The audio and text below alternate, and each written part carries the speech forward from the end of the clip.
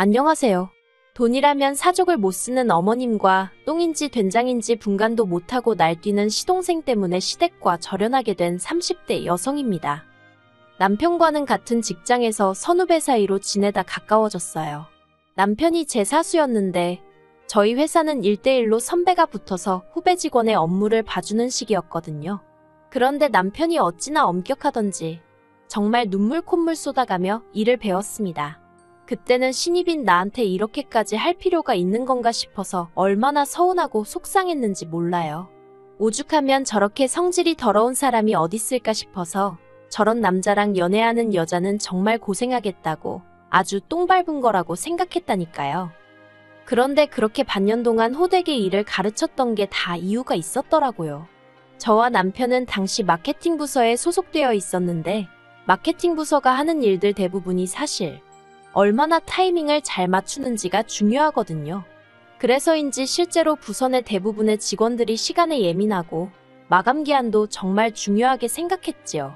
그리고 저보다 3년 먼저 회사를 다녔던 남편은 이런 점들을 일찍이 깨우치지 못해서 제 발로 나가거나 회사에서 내쫓기는 신입 직원들을 심심치 않게 봤던 모양입니다. 그래서 자기 딴에는 아쉽기도 하고 측은한 마음도 들어서 도와준다는 생각으로 그렇게 독하게 굴었던 거라고요. 제 수습 기간이 끝난 이후로는 남편과 저는 직장 내에선 좋은 선후배 사이로 퇴근 후에는 좋은 오빠 동생 사이로 지내게 되었어요. 물론 이건 제 생각이고 사실 남편은 언젠가부터 계속해서 저와 만나보고 싶다며 몇 번이고 저에게 고백을 해왔답니다. 하지만 회사에서 사내 커플을 어떻게 생각할까 걱정도 되었고 젊은 남녀가 사귀다 헤어질 수도 있는 건데 그걸로 괜한 구설수에 오르내리진 않을지 걱정이 돼서 제가 계속 밀어내고 있었네요. 하지만 4년이란 시간이 흐르도록 한결같은 남편의 모습에 결국 제가 마음의 문을 열게 되었지요. 사귀는 동안 저희 두 사람 사이에는 정말 작은 말다툼조차 없었을 만큼 모든 것이 원만하게 흘러갔어요. 직장에서 매일같이 보다 보니 특별한 데이트를 자주 하고 그런 건 아니었지만 오래된 연인처럼 편안했달까요. 그리고 3년 후 저와 남편은 누가 먼저 결혼 이야기를 꺼냈던 건 아니지만 당연하다는 듯이 자연스러운 수순처럼 결혼 준비를 해나가기 시작했습니다. 본격적으로 결혼에 관한 이야기를 주고받으면서 서로의 가정 형편과 재정 상황을 오픈했어요. 일단 가정 형편부터 이야기를 하자면 저희 친정은 평범해요. 작지만 사업을 하시는 친정아버지와 전업주부이신 어머니 그리고 저와 언니까지 화목한 네 식구이지요. 돈을 쌓아놓고 살 만큼 부자는 아니었지만 그래도 경제적으로 궁핍해본 적은 없습니다. 배우고 싶은 거, 먹고 싶은 거 대부분을 해봤기에 스스로 유복한 환경에서 자랐다고 생각하고요. 반면에 남편의 집안은 경제적으로 넉넉한 상황은 아니었어요.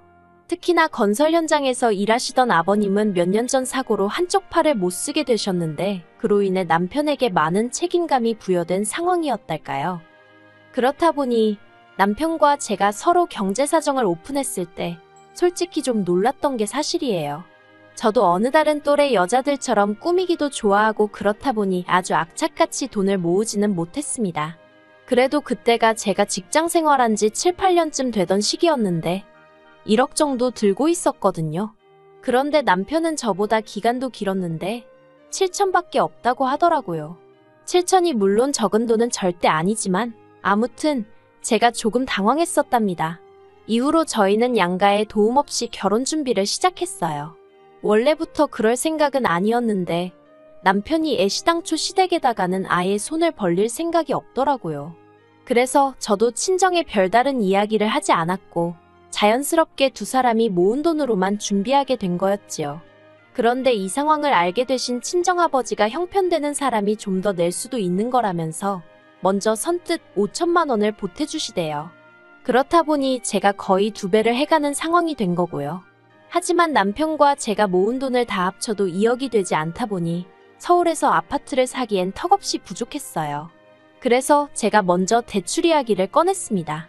그런데 남편이 예전에 시댁이 빚으로 고생했던 기억이 있어서 대출은 내키지 않는다고 하대요. 그래서 상의 끝에 대출을 받되 제 이름으로 받고 대신 아파트도 제 명의로 하게 되었습니다. 몇몇 친구들이 그러다 이혼이라도 하게 되면 그 빚을 다 어떡하려고 하냐며 걱정을 해주긴 했는데 영끌 수준도 아니었고 제 나름대로 계산해봤을 땐 충분히 감당할 수 있겠더라고요. 아무튼 여러 가지로 남편과 원만한 합의 끝에 내린 결정이었네요. 하지만 식을 코앞에 두고 어머님께서 집이 제 명의로 되어 있다는 사실을 아시고는 크게 화를 내셨습니다. 어떻게 그런 중요한 계약을 제 이름으로 할 수가 있냐고요. 어머님께서도 제가 남편보다 결혼 비용을 더 많이 부담하는 걸 알고 계셨는데 그런 식으로 화를 내시니 솔직히 많이 당황스러웠어요. 그래서 조심스레 다시 전후 사정을 설명드렸네요. 하지만 어머님이 보여주신 태도는 한마디로 어이가 없었습니다. 명의와 돈은 별개의 문제라는 알 수 없는 말씀만 반복하셨거든요. 그리고는 급기야 저더러 이제라도 남편 명의로 바꾸던지 하다못해 공동명의라도 하라며 화까지 내시더라니까요. 그런 어머님의 모습에 놀랐지만 저는 저대로 그렇게는 못한다고 끝까지 버텼고요. 결국 남편의 중재로 정말 어머님과 끝장을 보는 일은 없었지만 식도 올리기 전에 어머님과는 사이가 완전히 틀어져 버렸네요. 이후로 어머님에게는 정말 며느리로서 도리만 했습니다. 명절이나 생신 때 찾아뵙고 그게 전부였어요.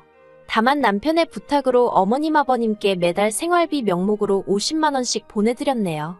그것도 드리지 말라는 친구들이 있었지만 이건 제가 어머님 때문이 아니라 편찮으신 아버님과 남편을 생각해서 드리는 돈이었지요.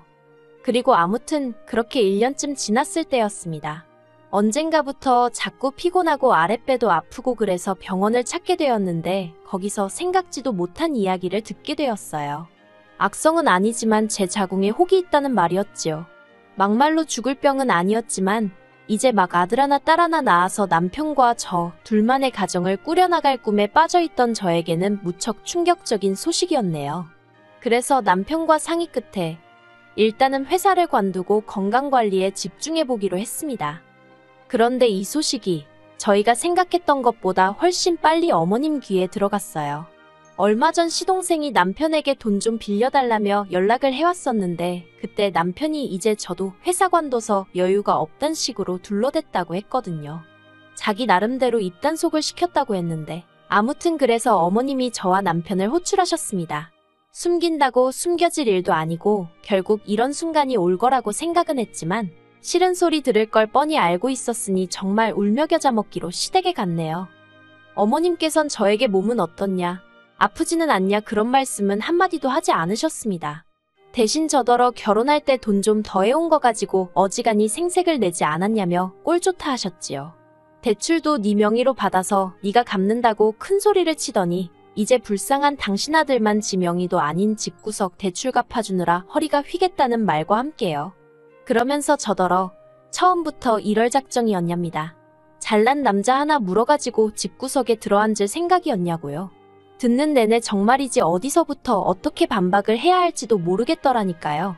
그런데 그때 남편이 먼저 어머님더러 무슨 말씀을 그렇게 하시냐며 큰 소리를 냈습니다. 어머니더러 대출을 갚아달라고 한 것도 아닌데 왜 당사자인 자기도 가만히 있는데 어머니가 이렇게 유난이시냐고 쪽팔린다고 성질을 내더라고요.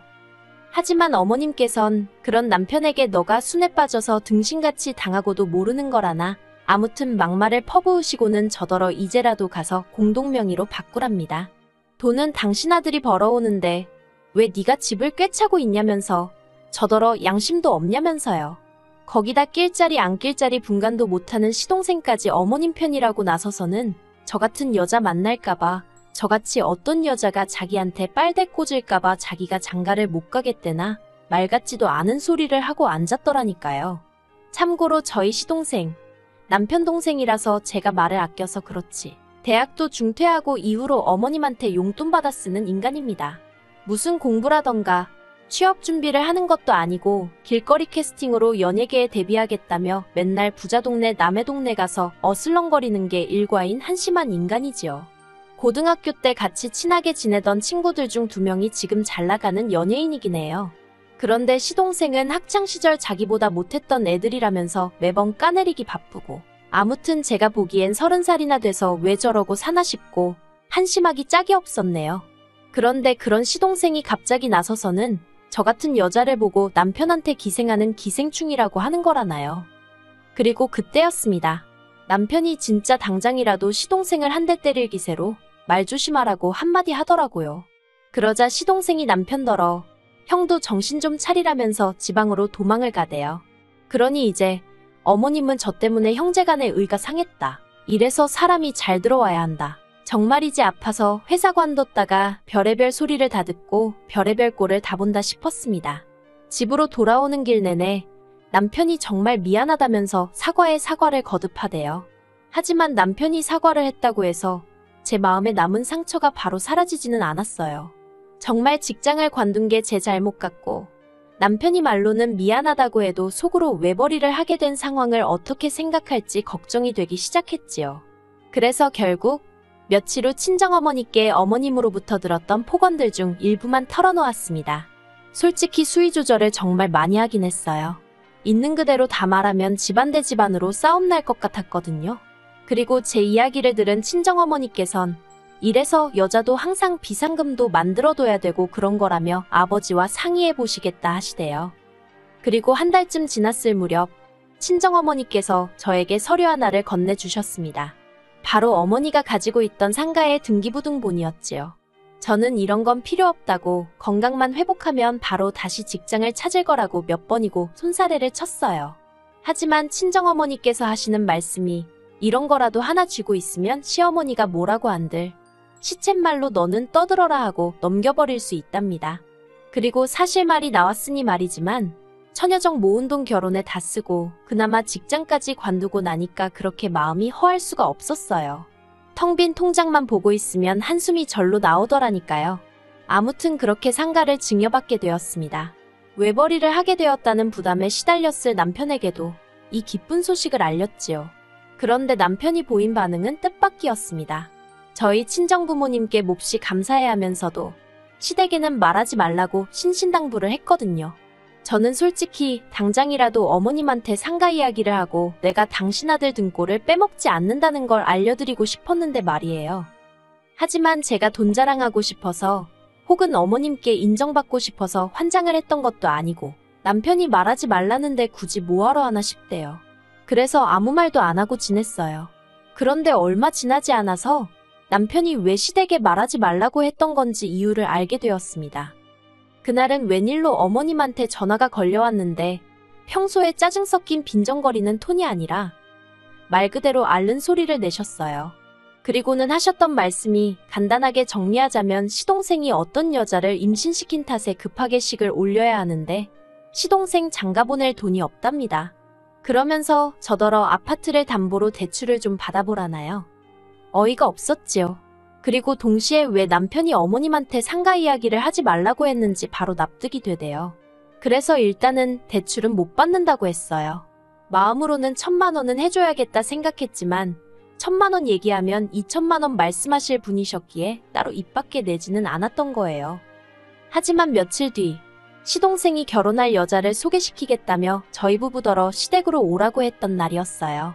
솔직히 시동생에 대한 감정은 좋지 않았지만 결혼 자체는 집안의 경사스러운 행사이니 그런 티를 내지는 않았네요. 그리고 그렇게 약속 당일 시댁에 도착했습니다.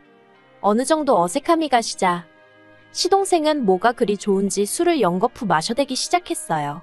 그리고 취기가 올라서 그런 건지 뜬금없이 저희 남편더러 나는 형이 불쌍하다 그러는 거예요. 자기 여자친구를 가리키면서 형도 어린 여자를 만났으면 외벌이 같은 건 안 했을 거 아니냐면서요. 뿐만 아니라 또 뭐라더라. 아무튼 자기 여자친구 앞에서 저를 어지간히 깎아내리더라고요. 나중엔 어머님까지 가세해서는 시동생 여자친구더러 저를 닮지 않게 조심하라고 그러시는데 지금 생각해보면 거기서 시쳇말로 뚜껑이 완전히 열린 것 같아요. 남편은 남편대로 한심하다는 듯 어머님과 시동생을 보더니 이 사람 얼마 전에 월세 나오는 상가 증여받았다. 거기서만 한 달에 6,700은 나온다며 제 이야기를 하대요. 그리고는 시동생더러 하는 말이 너 장가갈 때 형수가 1,000만 원은 해주려던 모양이다. 그런데 그거 내가 못 해주게 할 거다 그러더군요. 게다가 그뿐만이 아니었어요. 남편은 어머님께도 아들 외벌이 하는 건 그렇게 안쓰러워 하시면서 달달이 50만 원씩은 꼭 받아가시지 않냐고 쏘아붙였거든요. 그리고는 어머님더러 어머님 말씀대로 외벌이로 살려니 힘들다며 이달부터 용돈 못 드린다 하더라니까요. 그리고 마지막으로 남편이 시동생 여자친구한테도 한마디 하대요. 재수씨는 얼마나 들고 시집오냐면서 아무튼 직장도 잘 다니고 살림도 잘하고 시어머니랑도 살갑게 지내는 좋은 며느리가 되기를 바란다나요. 자기는 자기 와이프 그러니까 저한테 미안하고 안쓰러워서 그런 짓까진 못 시키겠다면서요. 그러자 약간 시동생 옆에 딱 붙어서 킥킥거리던 표정은 온데간데 없이 아주 똥 씹은 얼굴을 하고 있더군요. 그리고 그렇게 시댁을 나왔습니다. 솔직히 말하면 시댁을 떠나고 나서야 이 말도 할 걸, 저 말도 할 거라고 후회가 되긴 하대요. 안에서는 당황스럽기도 했고 그래서 말이 잘 안 나왔었거든요. 그래도 다행히 남편이 저보다 더 크게 화내주고 소리쳐줘서 그간 가슴에 맺힌 게 많이 풀리긴 했지요. 그리고 이후로 지금까지 1년이란 시간이 흘렀는데 최근까지도 시댁과는 연락하지 않고 있어요. 그러다 제 임신 소식을 들은 어머님이 얼마 전 남편을 통해 다시 왕래를 하고 지내자는 의사를 전달해 오셨습니다. 하지만 저는 절대로 안 된다였고 지금도 그 생각엔 변함이 없어요. 왜냐하면 어머님께서는 시동생에, 그러니까 시조카를 길러주고 계셨거든요. 시동생 여자친구는 딸만 낳아놓고 도망치듯 집을 나갔어요. 아무튼 그런 와중에 어머님하고 다시 왕래를 했다간 어쩌면 그 시동생 애를 저더러 키우라고 할지도 모르잖아요. 아니면 용돈도 안 드리고 있었으니까 다시 용돈에 이젠 시조카 키우는데 들어갈 돈까지 기대하실지도요. 그리고 다행히 남편도 이런 제 우려와 걱정을 이해해 주었습니다. 그래서 앞으로도 명절이나 어머님 아버님 생신 같은 날 남편만 잠깐 들려 얼굴을 비추고 오는 정도로 그만큼의 거리를 두고 살기로 했네요. 시간이 흐르다 보면 억지로 애쓰지 않아도 어머님과 다시 마주할 날이 있을지도 모르겠지만 적어도 그 시작이 저는 아닐 겁니다.